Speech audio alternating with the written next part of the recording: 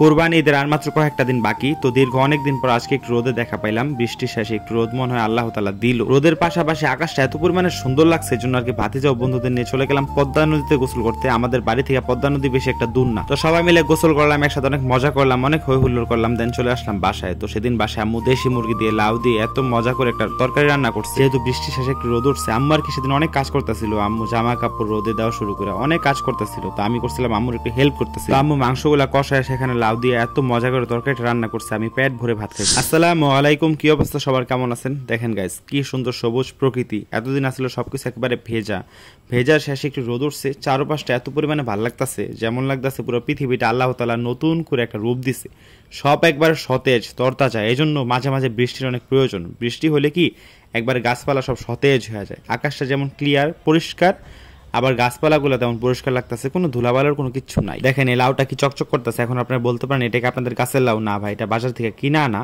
But এটা দু একদিন আগে আর কি গাছ থেকে পারছে, মনে হইতেছে যে আজকে পারছে। তো আজকে আম্মু রান্না করবে দেশি মুরগি দিয়া লাউ দিয়া খুব সুন্দর করে কষা একটা তরকারি। তো সকাল 10টা বাজে আর কি শুরু হয়ে যায়, দুপুরে কি রান্না করবে সেটার যোগান ব্যবস্থা। গাইস, আমার হাতে যে প্রোডাক্টটা দেখতে পারতেছেন এটা হলো বিউটি সলিউশনের স্যাফরন গট মিল্ক সোপ। এটা কিন্তু একেবারে অরিজিনাল গট মিল্ক ও ইরানি স্যাফরন দিয়ে তৈরি স্যাফরন গট মিল্ক।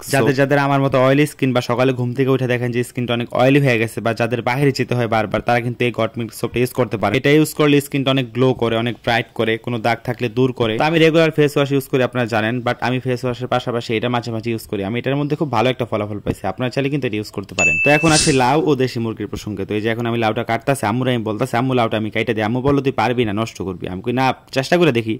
চেষ্টা না করলে কেমনে পারুম। তারপরে যে লাউটা আমি ছুরি দিয়ে একটু একটু করে ছলতাছি, এখন ছুরি হয়ে গেছে বোতা, বুঝছেন, মাংস কাটতে কাটতে বোতা হয়ে গেছে। চিন্তা করলাম কদিন পর কুরবানির গরু কাটমু কেমনি ছুরি দা। পরে আম্মু আমার কইলো তুই রাখ, পারবি না, ছুরিটা কেমন জানি হয়ে গেছে। আমি কইলাম আচ্ছা ঠিক আছে, তাহলে তুমিই কাটো, আমি যেহেতু পারবো না। তারপর আর কি আম্মু লাউটা কাটতেছে, আম্মু দেখেন লাউটা কত সুন্দর করে পিস পিস করে কাটতেছে। তো আমি আম্মুরে বলতেছি আম্মু এত বড় বড় পিস ক্যান করো, এগুলো তো ছড়ায় যাবো, কত ছড়ায় যাবো, এগুলো গইলা যাবো গা হিত দয়া। তো আম্মু লাউয়ের পাশাপাশি মুরগিটাও কাটতেছে, যেহেতু দেশি মুরগি একটু শক্ত, আম্মুই কাটতে পারে ভালো করে, আমি ঠিক মতনই কাটতে পারবো না, ওদের নষ্ট হইব।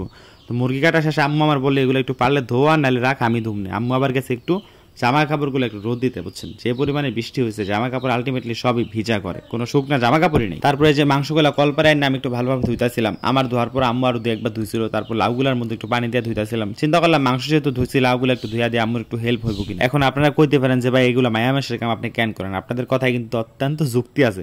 কথা হলো আমাদের বাসায় কিন্তু কোনো কাজের মানুষ নাই, ঠিক আছে, আর কাজের লোক রাখতে গেলে আমার আম্মু ওইসব কাজ আর কি পছন্দ করে না, নিজে আর কি কাজ করতে পছন্দ করে। আর আমার বড় দুই ভাবি, একজন থাকে আমাদের পুরান বাসায়, আরেকজন থাকে চিটাগাং শ্বশুর বাড়িতে। তো এই জন্য আর কি দেখা গেছে আমার আম্মুর সব কাজ নিজেরই করতে হয় আমাদের কাজগুলো। তো এই কারণে আর কি মাঝে মাঝে আমি আম্মুর একটু হেল্প করি। আর হেল্প বলতে গেলে দেখা গেছে ফ্রিজ থেকে আদা বাটাটা নিয়ে দিই, ফ্রিজ থেকে একটু মাছ মাংস আম্মু বলে নিয়ে, এতটুকুই করি ভাই, এর বেশি কিছু করি না। বাট ভিডিওর জন্য মাঝে মাঝে দেখা গেছে একটু ধুয়া ঠুয়া আমার দেখাইতে হয়, বাট আমি কিন্তু জাস্ট ভিডিওর জন্যই করি, বাস্তবে আমি এত কিছু করি না ভাই, সত্যি কথা।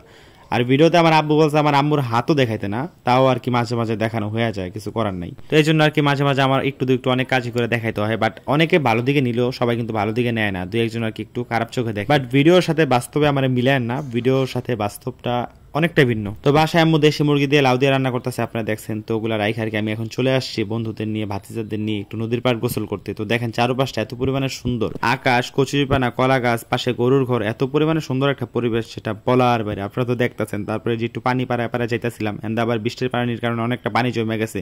এটা কিন্তু জোয়ারের পানি না, এটি হলো বৃষ্টির পানি। যে ধান ক্ষেতের মাছ দিয়ে একটা আইল ছিল, আমরা এই আইল দিয়ে যেতেছি। আপনারা আবার বলেন না যে মানুষের ধান ক্ষেত পাড়া যাইতাছি, ব্যাপারটা কিন্তু মোটো এরকম না। আমাদের মুন্সিগঞ্জের পদ্মা নদীর পানি দেখেন এখন কি পরিমাণে পরিষ্কার। তো ওই দিন 24শে মে আকাশটা অনেক পরিষ্কার ছিল, আজকেও আকাশটা খুব ভালো লাগতেছে আমার কাছে। এই যে বন্ধুরা নিয়ে আর কি এখানে একটা ডুব দিলাম নদীর মধ্যে, দেখেন পানিটা কি পরিমাণে পরিষ্কার। তো বন্ধু বান্ধব ভাতিজাওরা আর কি প্রায় নদীর পাড় গোসল করতে আসে, বাট আমি প্রায় আসতে পারি না, কারণ আমার ঠান্ডার সমস্যা আছে, আপনারা জানেন।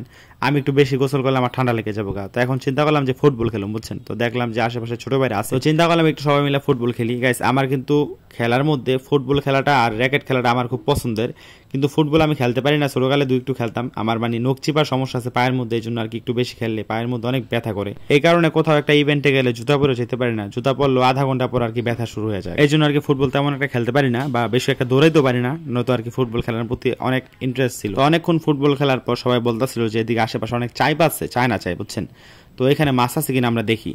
তো সবাই মিলে আর কি দেখতেছিলাম, আমরা আসলে নিমু না মাছ, জাস্ট আপনাদেরকে একটু দেখাইতেছি, বুঝছেন। তো এই চায়ের যারা মালিক ছিল তারা কিন্তু আশেপাশে ছিল, তো দেখলাম যে একটা মাছও নাই। সকাল ফজর উঠতে আর কি মাছ ধরে ফেলছে। তো তারপর আমরা চলে গেলাম যে যার বাসায় গিয়ে আর কি দুপুরে খাওয়ার পালা। ওই দিন আর কি বাসায় যেতে যেতে প্রায় 2টা বাজে গেছে।